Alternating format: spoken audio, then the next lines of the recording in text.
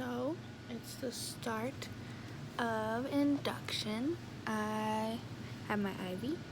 I just had some lovely dinner. I'm 2 right now, 2 centimeters dilated, waiting for my COVID test, and then my boyfriend gets to come upstairs and hang out with me. So while I wait, I guess I'll do some homework for college, get that out of the way, and yeah, we're gonna have a baby. Whoop whoop. Okay, so my COVID test was negative, and I'm in my room now. I'm all hooked up, got everything going up there, and just waiting for my boyfriend to come. And then gonna watch some Hulu and wait for things to start. So right there are my contractions starting up by themselves. So that's where the video stopped. There is another video of me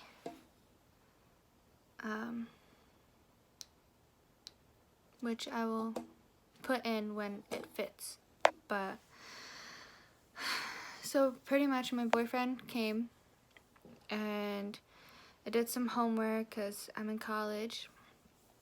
So got my homework out of the way so I wouldn't have to worry about it, and I waited for Donald, my boyfriend, to come. And when he did, we watched some Hulu and then we fell asleep. So my contractions were coming every 4 to 5 minutes, and they were kind of strong but tolerable. It got a little bit intense in the middle of the night, but then they went away and they slowed down. So they gave me another pill of the Cytotec. So I had 3 doses of that total. So when they gave me the other pill, then it started coming again, but then they ended up fading out again. So around 7 in the morning, my midwife came in and she broke my water. And I had extra amniotic fluid my whole pregnancy, and so it was a lot. I remember with my daughter, my water broke first before I actually went into labor, and it was like a slow trickle. It wasn't the whole thing. So when I had the whole thing broke, I was like, wow. It was definitely a lot. With every time I moved, another gush would come out, and every time I'd stand up, another gush would come out. So it was really uncomfortable. So I just hopped in the shower so that like I could just get all of it out.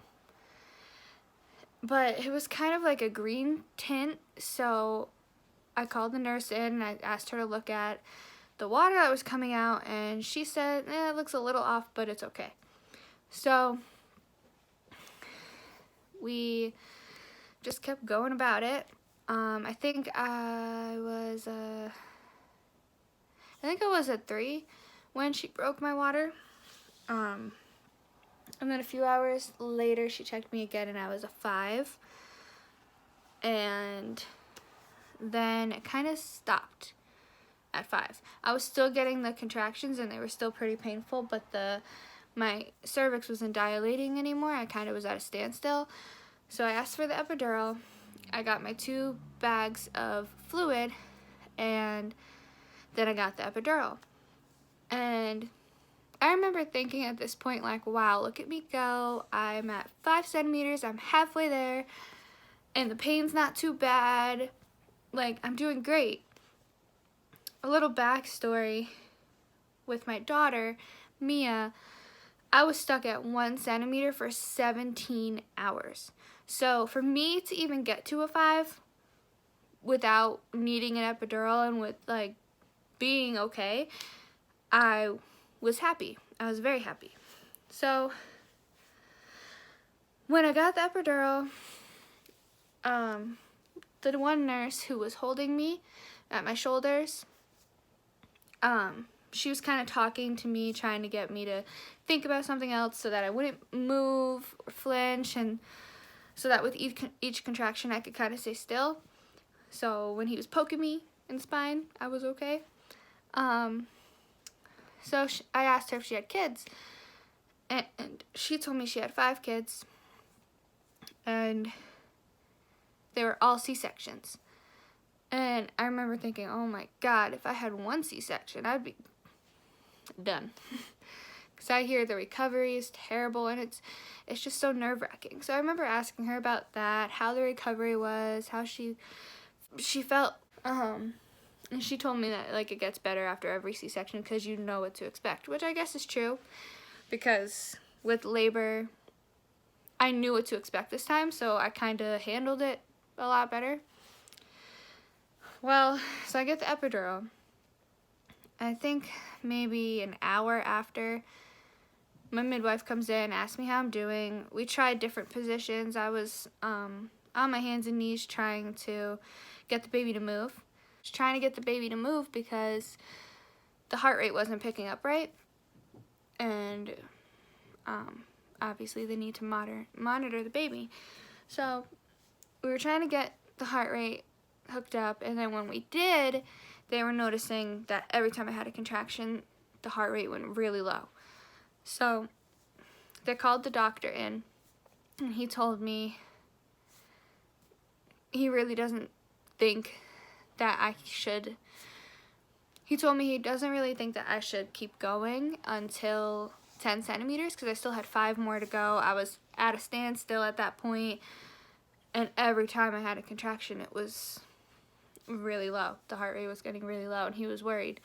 So he told me that I needed an emergency C-section. And at that point, I tried to remain calm. All I did was, shake my head, say, okay, I understand. If that's what's safe for my baby and for me, then obviously let's go through with it. I also remember him asking me, well, how many other kids do you plan on having? And I was like, I don't know. I think this is my last. Maybe 1 more in the future. And he was like, okay, then C-section. And I was like, what makes the difference? But anyway, so after he left the room, my midwife was still there, and she asked, how are you feeling with that? And I lost it. I just started crying because I was so scared. I was terrified to have a C-section my whole pregnancy because you're awake, your stomach's getting cut open, a baby's coming out. Like, it's a lot. It's a lot to deal with, and especially to be awake, and it was scary. So I started crying. My boyfriend was rubbing my leg, and the midwife was rubbing my shoulder, and everyone was trying to calm me down. It seemed like in no time they were wheeling me down for a C-section. Like, I didn't even have time to really accept it. I was having a lot of anxiety. And I remember everyone asking if I was okay, and I was just like, yeah, I'm fine. But they could tell that I was not fine. And when they were doing, like, the test, they do a test where they clamp your stomach, and if you feel it, then they got to give you more epidural or spinal or numbness or whatever. And because I had the epidural already, I didn't need to get a spinal. So they're doing the testing, and I swear I feel the pinching, and I don't know if it was in my head or if it was real, but I felt the pinching. I was freaking out. I was like, no, I still feel it. Don't start yet. And then the anesthesiologist, he comes in, and he goes, we're just going to give you a little something for the anxiety. And I'm like, all right. And then all of a sudden, I'm waking up. I don't remember anything. All I remember is hearing 2 little cries and passing back out, and then waking up to my boyfriend saying what the baby is, because it was a surprise. So he tells me it's a blah, blah, blah. And I was so excited, and then I passed out again. Like, I could not keep my eyes open. So whatever they gave me really knocked me out. But I was pretty out of it. And then Donald and the baby left the room. And I passed out again. And I just, like, everything was so blurry, and like, boom, something's happening, then it's black. Then something else is happening, and then it's black. I don't really remember most of that time. I do remember when they moved me from the table to the bed to wheel me into my recovery room. They were like, well, just don't try to move. We're going to pick you up. And I was like, okay. And I remember going, wee, as they moved me to the other bed. And then thinking back on that, I was like, why did I say that? So they moved me into a recovery room, and I could not keep my eyes open. I remember telling the nurse, oh my God, I just want to see my baby. And she goes, well, when you wake up, you can. And I'm like, but I can't. I can't wake up. And at that point, I didn't feel much pain yet. I was still pretty out of it.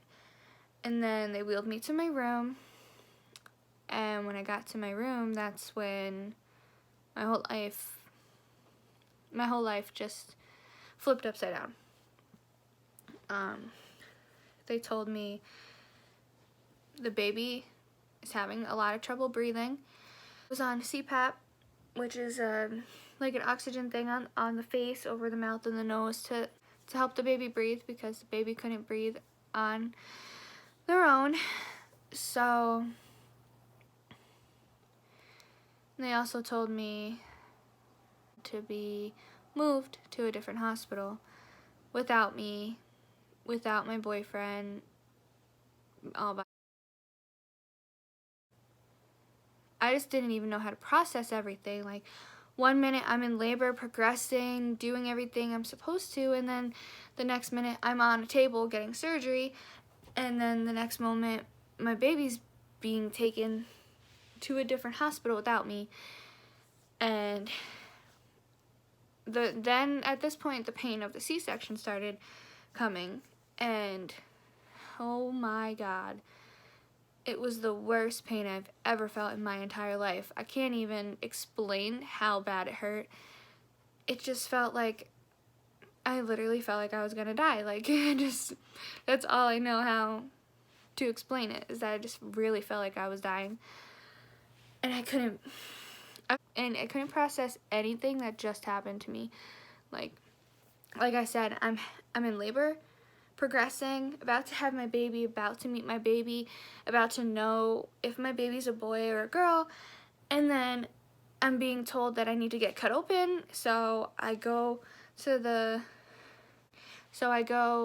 get surgery, and I'm being knocked out, and then I'm waking up, and then I'm being told that my baby's leaving. Like, it was just so much, and I didn't know how to process anything. So I kind of just shook my head and blank. Like, literally just like that, was just like, okay, all right. And at this point I still haven't seen my baby. It's been 4 hours now since the baby was born. And so I wake up fully, and the pain really starts hitting. And then the mental pain and the heartache and everything, that I was just blindsided. Like, my whole pregnancy, everything was fine. Everything was normal. My baby looked beautiful, and like, nobody knew any of this was going to happen. And just all of a sudden, the baby's not okay, and they don't even know if the baby's going to breathe on its own. And I'm just here, laying here, can't move, can't walk, can't even cry without it hurting. So it's 4 hours after the baby was born, and they asked me, well, do you want to see the baby? Of course I said yes, even though I felt like moving was gonna destroy me. So I had a few nurses and my midwife. They all helped me up. I look over at my boyfriend, and he looked so sad, and it really broke my heart. So they helped me into the wheelchair, and they wheel me to see the baby, and it was so It was so weird and so different, and this is my boyfriend's first baby, and all this happened, and it's just not how it's supposed to go. I was so excited for my labor to go smoothly this time and to meet the baby. So when I met Mia, my daughter, I was in labor for so long and I went through so much that I just was so tired that when she was born, like, of course I was excited, but I kind of like passed out right after that. So I was so tired. So I was looking forward to like having a moment with the baby and with Donald, and like that you see on birth vlogs, and that just didn't happen. And it broke my heart, and it really upset me to see Donald this way. So they wheel me to the baby, and the baby has oxygen, and it just was not, it wasn't right. It wasn't how it was supposed to be. And they wheeled me back to my room, and I just kind of waited there. I remember Donald like treating me like I was so fragile, and I was very fragile, but I was just trying to keep it all together and trying to process what just happened to me and to him and to the baby, because so much just happened so fast. And the doctors and the nurses and my mom and everybody, they were just like walking on eggshells around me, like, and all their faces, their eyes, the way they looked at me, it just, I knew something was up. I knew something was worse than I was being told. So later on, my boyfriend leaves and switches spots with my mom. So because of COVID, I could only have one visitor. And originally, the rules were it was only one visitor, and once they were there, they couldn't leave. And if they did, no one could come in their place. But because of what was going on with me, they let him leave and my mom come in place, because I obviously needed the support and the help. So my mom came in, and she also looked very sad, very scared for me. And they brought my baby in one more time for me to say goodbye, so they could bring the baby to 2 hours away to a hospital to be monitored, to be in a NICU, because my hospital that I was at, they don't have a NICU. So the baby had to be shipped in an ambulance to a different hospital. So after he left, I just wanted to go to bed. I just wanted to wake up from this dream, this nightmare that I was having. So I tried to sleep, and the pain was unbearable. It hurt so bad. I remember even just trying to flip over to one side was impossible. It was literally impossible. I had to call a nurse just to flip me over to help me. And I was bleeding, and it was literally torture. And I don't know why this happened. I don't know how I could have prevented any of it, if I could have prevented any of it, but I really felt like I didn't even feel like I was there. It just felt like literally like a nightmare, and that I couldn't wake up. But I don't remember saying much. I just remember being so like quiet and like, what? Okay, like literally just shaking my head, saying okay a lot, not knowing what was going on or how to react to any of it. And it was really hard. And then my boyfriend, he went to the hospital in Danville where the baby was in the NICU, and he got to visit the baby, and we FaceTimed, and it was great. I was stuck in the hospital for another 2 days. They let me get out early because I really wanted to see the baby. So obviously they couldn't let me out too early because they had to make sure that I was okay. So they let me out 2 days after, and I went straight to the other hospital to see the baby, and it was really hard. Really hard. So when I first got there, the baby couldn't breathe.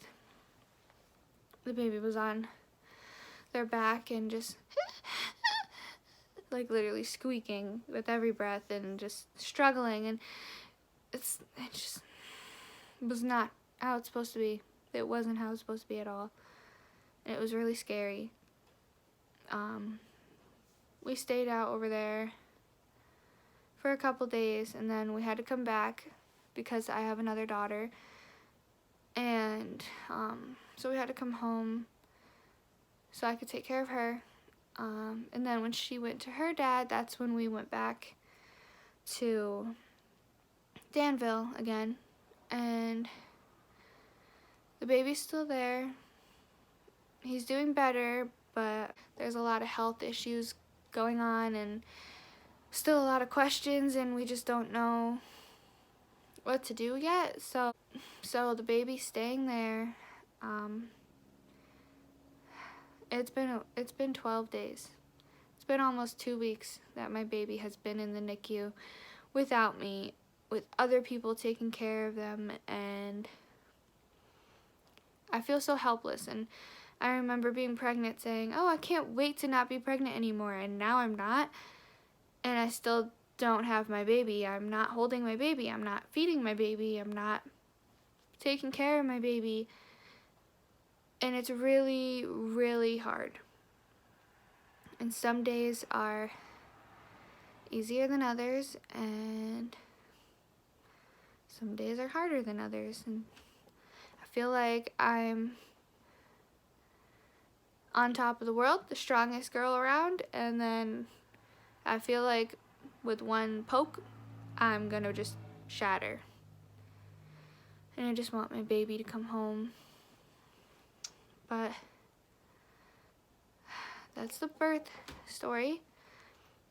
And I will probably make another video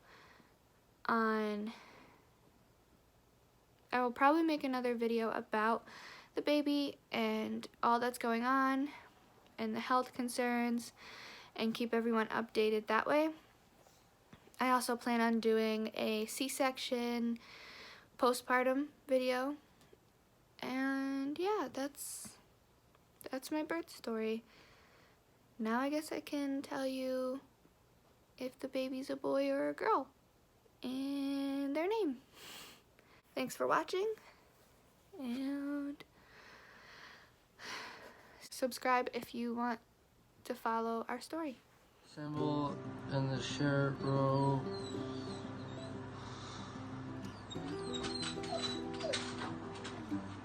Now that's an annoying one, huh? What? It does not scratch easy. Or are you just scratching lightly? No, it's a penny.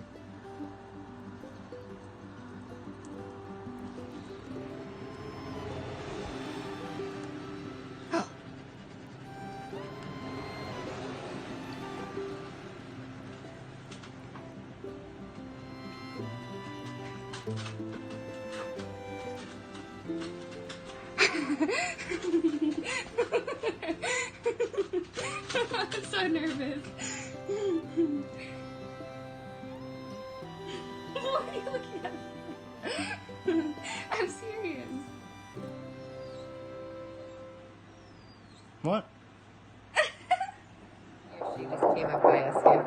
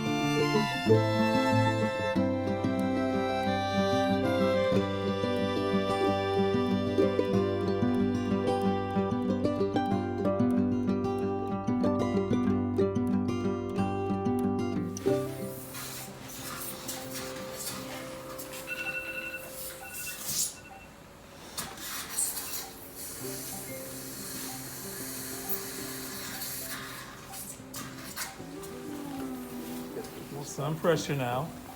Okay, breathe in and out. A lot of pressure. We're gonna get that baby out.